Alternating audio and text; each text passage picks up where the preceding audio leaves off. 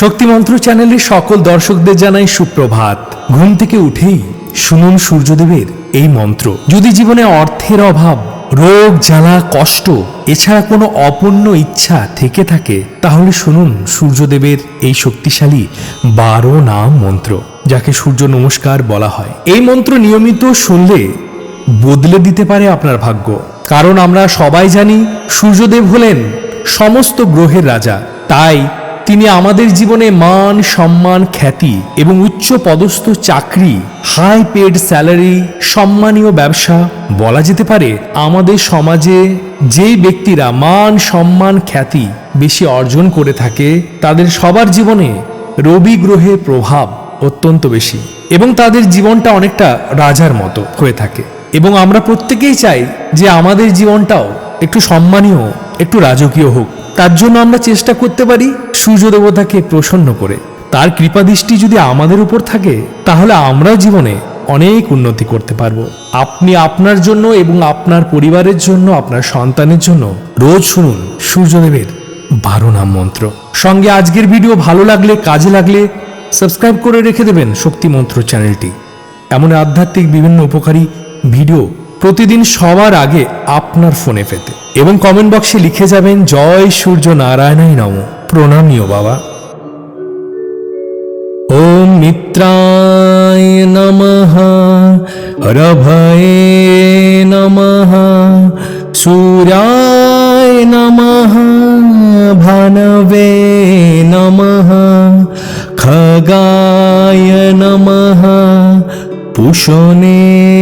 নমঃ, হিরণ্যগর্ভায় নমঃ, মরিচায় নমঃ, আদিত্যায় নমঃ, সাবিত্রে নমঃ, অর্কায় নমঃ, ভাস্করায় নমঃ, মিত্রায় নমঃ, রভয়ে নমঃ, সূর্যায় নমঃ, ভানবে নমঃ, খগায় নমঃ, পুষণে নমঃ, হিরণ্যগর্ভায় নমঃ, মরিচায় নমঃ, আদিত্যায় নমঃ, সাবিত্রে নমঃ, অর্কায় নমঃ, ভাস্করায় নমঃ। ওম মিত্রায় নমঃ, রভয়ে নমঃ, সূর্যায় নমঃ, ভানবে নমঃ, খগায় নমঃ, পুষণে নমঃ, হিরণ্যগর্ভায় নমঃ, মরিচায় নমঃ, আদিত্যায় নমঃ, সাবিত্রে নমঃ, অর্কায় নমঃ, ভাস্করায় নমঃ, মিত্রায় নমঃ, রভয়ে নমঃ, সূর্যায় নমঃ, ভানবে নমঃ, খগায় নমঃ, পুষণে নমঃ, হিরণ্যগর্ভায় নমঃ, মরিচায় নমঃ, আদিত্যায় নমঃ, সাবিত্রে নমঃ, অর্কায় নমঃ, ভাস্করায় নমঃ। ওম মিত্রায় নমঃ, রভয়ে নমঃ, সূর্যায় নমঃ, ভানবে নমঃ, খগায় নমঃ, পুষণে নমঃ, হিরণ্যগর্ভায় নমঃ, মরিচায় নমঃ, आदित्याय नमः सावित्रे नमः अर्काय नमः भास्कराय नमः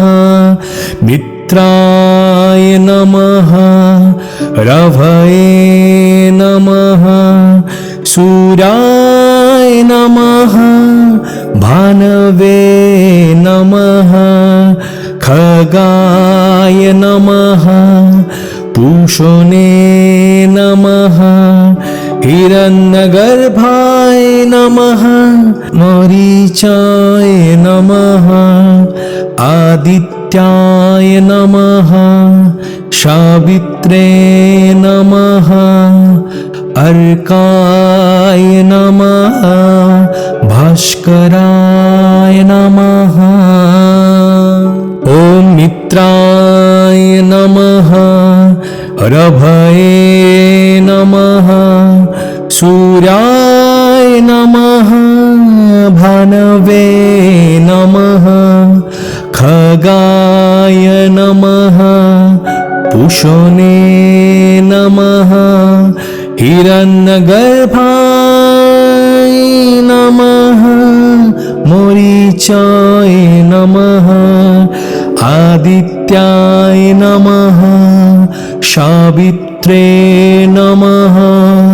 अर्काय नमः भास्कराय नमः मित्राय नमः रवये नमः सूर्याय नमः भानवे नमः खगाय नमः पूषणे नमः हिरण्यगर्भाय नमः मरीचाय नमः आदित्याय नमः सावित्रे नमः अर्काय नमः भास्कराय नमः ॐ मित्राय नमः रभये नमः सूर्याय नमः भानवे नमः खगाय नमः पूषणे नमः हिरण्यगर्भाय नमः मरीचाय नमः आदित्याय नमः सावित्रे नमः अर्काय नमः भास्कराय नमः मित्राय नमः रवये नमः सूर्याय नमः भानवे नमः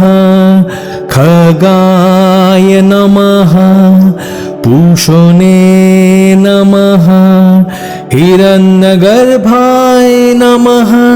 मरीचाय नमः आदित्याय नमः सावित्रे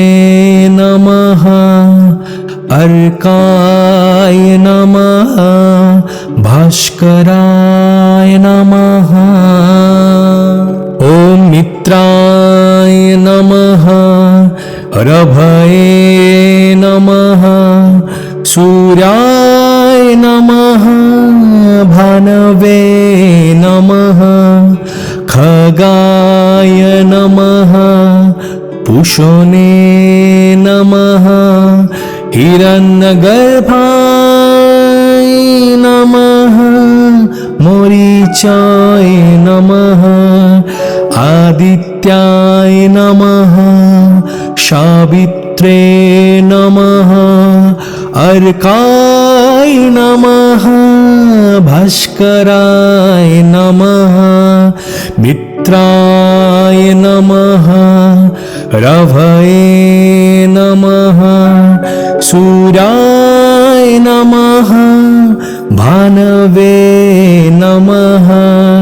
खगाय नमः पूषणे नमः हिरण्यगर्भाय नमः मरीचाय नमः आदित्याय नमः सावित्रे नमः अर्काय नमः भास्कराय नमः ॐ मित्राय नमः रभये नमः सूर्याय नमः भानवे नमः खगाय नमः पुषणे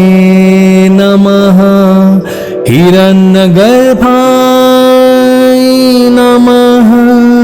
मरीचाय नमः आदित्याय नमः सावित्रे नमः अर्काय नमः भास्कराय नमः मित्राय नमः रभये नमः सूर्याय नमः भानवे नमः खगाय नमः पुषणे नमः हिरण्यगर्भाय नमः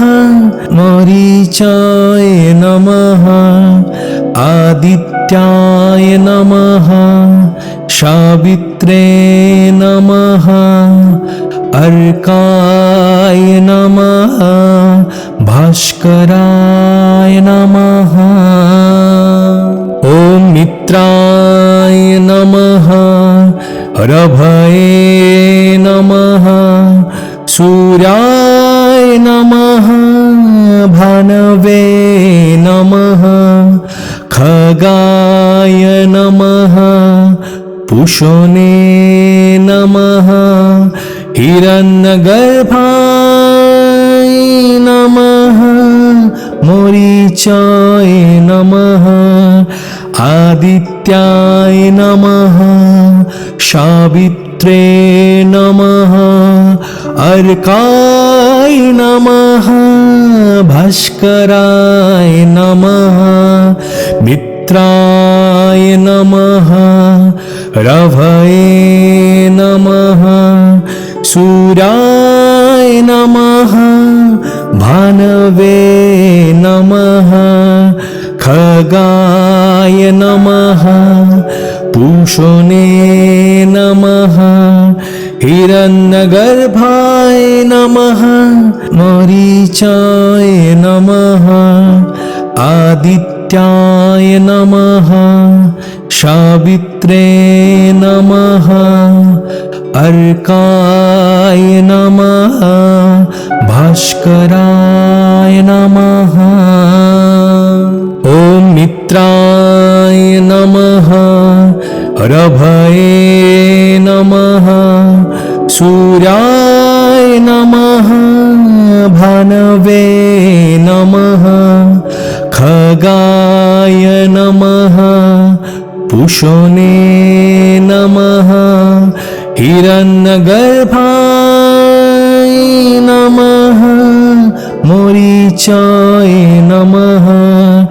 आदित्याय नमः सावित्रे नमः अर्काय नमः भास्कराय नमः मित्राय नमः रभये नमः सूर्याय नमः भानवे नमः खगाय नमः पुषणे नमः हिरण्यगर्भाय नमः मरीचाय नमः आदित्याय नमः सावित्रे नमः अर्काय नमः भास्कराय नमः ॐ मित्राय नमः रभये नमः सूर्याय नमः भानवे खगाय नमः पुषणे नमः हिरण्यगर्भाय नमः मरीचाय नमः आदित्याय नमः सावित्रे नमः अर्काय नमः भास्कराय नमः मित्राय नमः रवये नमः सूर्याय नमः भानवे नमः खगाय नमः पूषणे नमः हिरण्यगर्भाय नमः मरीचाय नमः आदित्याय नमः सावित्रे नमः अर्काय नमः भास्कराय नमः ॐ मित्राय नमः रभये नमः सूर्याय नमः भानवे नमः खगाय नमः पुषणे नमः हिरण्यगर्भाय नमः मरीचाय नमः आदित्याय नमः सावित्रे नमः अर्काय नमः भास्कराय नमः मित्राय नमः रवये नमः सूर्याय नमः भानवे नमः खगाय नमः पूषणे नमः हिरण्यगर्भाय नमः मरीचाय नमः आदित्याय नमः सावित्रे नमः अर्काय नमः भास्कराय नमः ॐ मित्राय नमः रभये नमः सूर्याय नमः भानवे नमः खगाय नमः पुषणे नमः हिरण्यगर्भाय नमः मरीचाय नमः आदित्याय नमः सावित्रे नमः अर्काय नमः भास्कराय नमः मित्राय नमः रवये नमः सूर्याय नमः भानवे नमः खगाय नमः पूषणे नमः हिरण्यगर्भाय नमः मरीचाय नमः आदित्याय नमः सावित्रे नमः अर्काय नमः भास्कराय नमः ॐ मित्राय नमः रभये नमः सूर्याय नमः भानवे नमः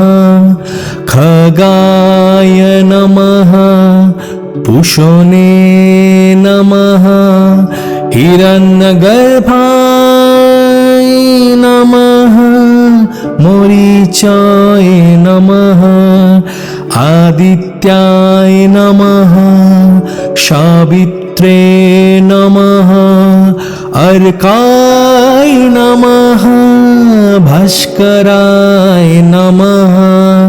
मित्राय नमः रवये नमः सूर्याय नमः भानवे नमः खगाय नमः पूषणे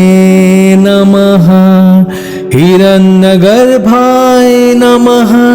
मरीचाय नमः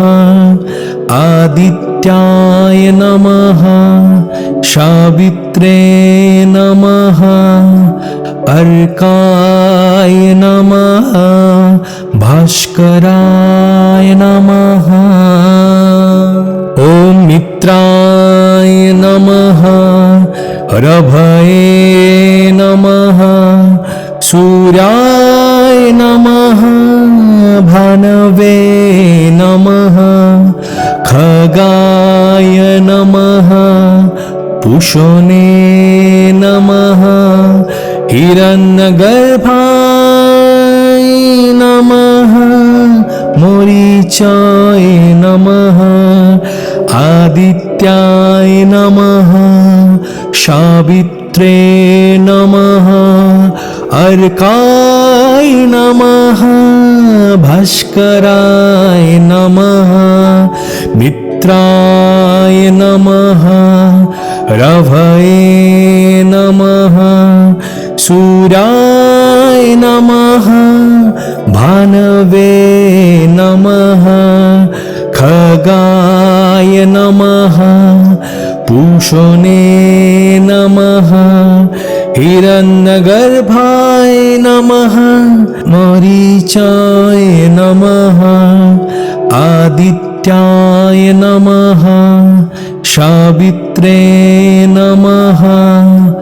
अर्काय नमः भास्कराय नमः ॐ मित्राय नमः रभये नमः सूर्याय नमः भानवे नमः खगाय नमः पूषणे नमः हिरण्यगर्भाय नमः मरीचाय नमः आदित्याय नमः सावित्रे नमः अर्काय नमः भास्कराय नमः मित्राय नमः रभये नमः सूर्याय नमः भानवे नमः खगाय नमः पूषणे नमः हिरण्यगर्भाय नमः मरीचाय नमः आदित्याय नमः सावित्रे नमः अर्काय नमः भास्कराय नमः ॐ मित्राय नमः रभये नमः सूर्याय नमः भानवे नमः खगाय नमः पूषणे नमः हिरण्यगर्भाय नमः मरीचाय नमः आदित्याय नमः सावित्रे नमः अर्काय नमः भास्कराय नमः मित्राय नमः रभये नमः सूर्याय नमः भानवे नमः खगाय नमः पूषणे नमः हिरण्यगर्भाय नमः मरीचाय नमः आदित्याय नमः सावित्रे नमः अर्काय नमः भास्कराय नमः। ॐ मित्राय नमः, रभये नमः, सूर्याय नमः, भानवे नमः, खगाय नमः, पूषणे नमः, हिरण्यगर्भाय नमः, मरीचाय नमः, आदित्याय नमः, सावित्रे नमः, अर्काय नमः, भास्कराय नमः, मित्राय नमः, रभये नमः, सूर्याय नमः, भानवे नमः, खगाय नमः, पूषणे नमः, हिरण्यगर्भाय नमः, मरीचाय नमः, आदित्याय नमः, सावित्रे नमः, अर्काय नमः, भास्कराय नमः। ॐ मित्राय नमः, रभये नमः, सूर्याय नमः, भानवे नमः, खगाय नमः, पूषणे नमः, हिरण्यगर्भाय नमः, मरीचाय नमः, आदित्याय नमः, सावित्रे नमः, अर्काय नमः, भास्कराय नमः, मित्राय नमः,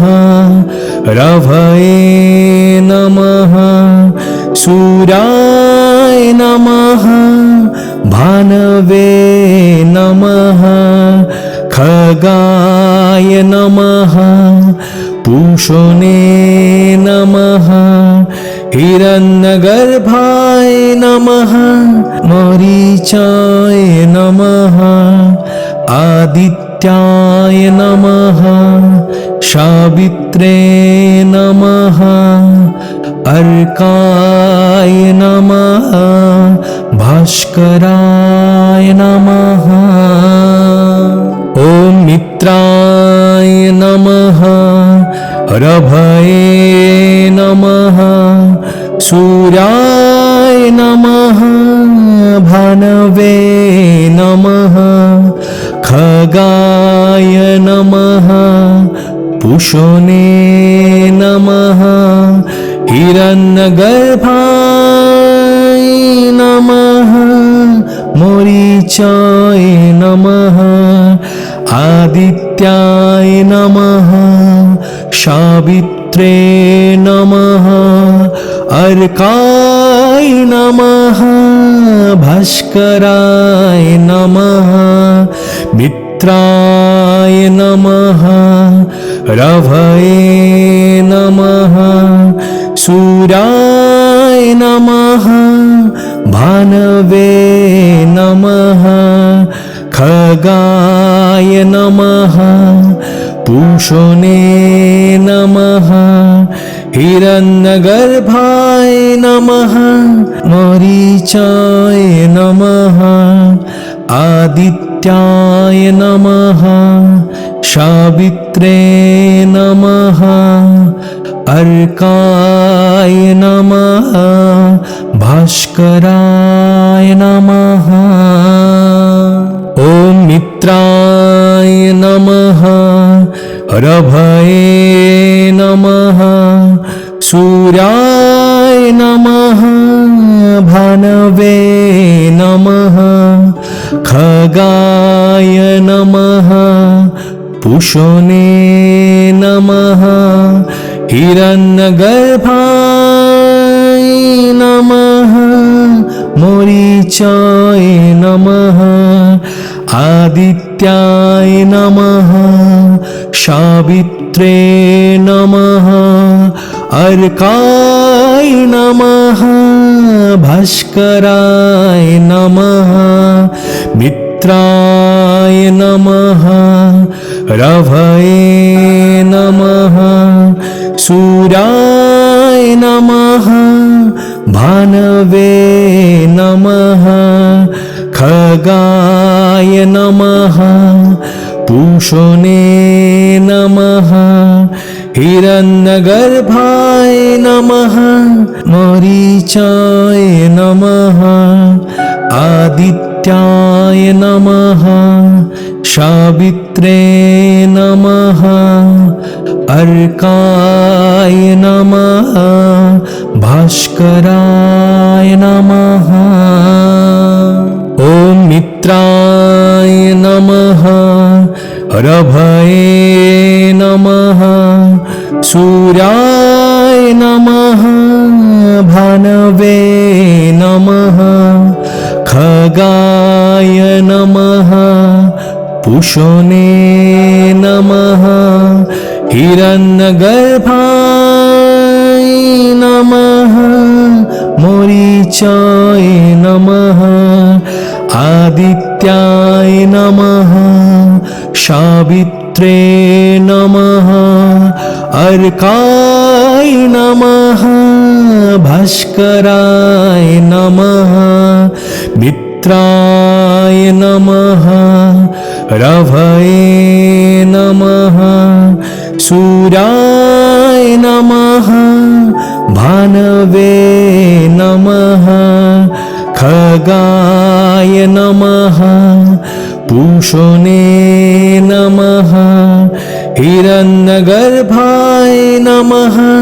मरीचाय नमः आदित्याय नमः सावित्रे नमः अर्काय नमः